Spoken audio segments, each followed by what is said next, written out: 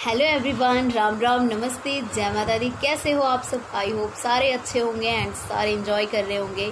So thank you so much for red lipstick. बहुत अच्छा song है, बहुत एफर्ट लगाया है सबने, बहुत अच्छा काम किया है पूरी टीम ने।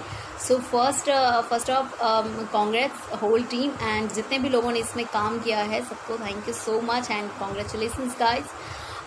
कोई भी अच्छी चीज़ आती है तो just show your love and support, enjoy करो, सपोर्ट करो एंड सब्सक्राइब करो, कमेंट करो, लाइक करो, शेयर करो जितना भी होता है। And thank you so much to all Khesari sir fans and my friends, because आप सब मेरे फ्रेंड हो, दोस्त हो, तो जस्ट सपोर्ट करो अच्छी चीज़ों को। एंड तो गाइज म्यूज़िक है आया शर्मा का, लिरिक्स है यादव राज का, one of the most talented writer, and गाया है खेसारी सर और मैंने, यानी कि आपकी केटी ने।